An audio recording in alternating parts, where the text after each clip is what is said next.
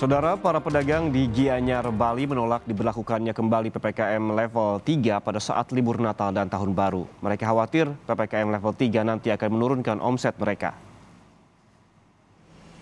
Salah satu penolakan datang dari para pedagang di Pasar Seni Sukawati, Gianyar, Bali. Mereka khawatir saat libur Natal dan Tahun Baru, Bali akan sepi wisatawan sehingga memengaruhi omset penjualan mereka. Saat ini omset mereka sudah berangsur membaik karena Bali mulai ramai dikunjungi wisatawan. Mereka berharap ada kebijakan yang lebih baik lagi dari pemerintah sehingga saat libur Natal dan Tahun Baru omset penjualan mereka tidak turun. Tidak setuju. Kenapa Bu alasannya Bu?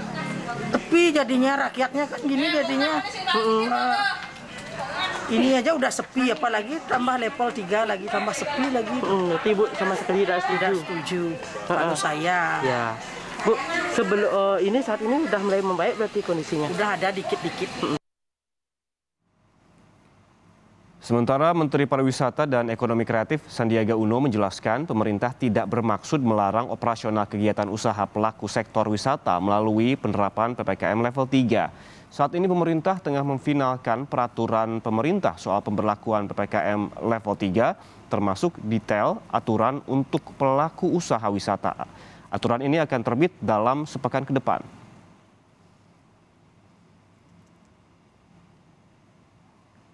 PPKM level 3 saat libur Natal dan Tahun Baru diambil dengan langkah antisipasi berkaitan dengan pengalaman tahun lalu, di mana tingkat mobilitas yang meningkat secara signifikan akhirnya berdampak kenaikan penularan COVID-19 hampir 2 kali lipat.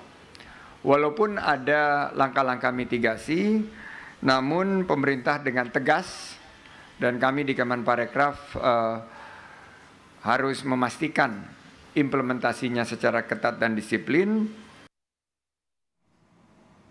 Ya, di sisi lain terkait penanganan COVID-19 di ibu kota, Wakil Gubernur DKI Jakarta Ahmad Riza Patria menyatakan saat ini vaksinasi dosis pertama di Jakarta mencapai 11 juta lebih dosis, di mana sebelumnya hanya ditargetkan 10 juta dosis. Sementara tingkat keterisian tempat tidur di Jakarta turun menjadi 4% dan ICU 7%. Wakil Gubernur DKI mengimbau masyarakat tetap disiplin protokol kesehatan. Lebih dari 11 juta yang mendapatkan vaksin di lingkungan DKI Jakarta. Ya, bornya juga sudah turun nih, di Jakarta ini sudah 4%, ICU turun lagi sudah 7%. Ya, mudah-mudahan ini satu pertanda yang baik.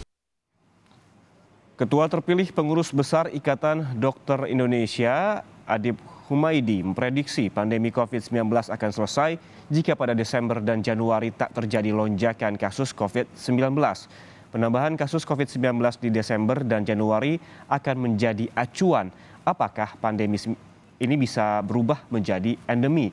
IDI mengimbau masyarakat tetap menerapkan protokol kesehatan untuk mencegah penularan COVID-19.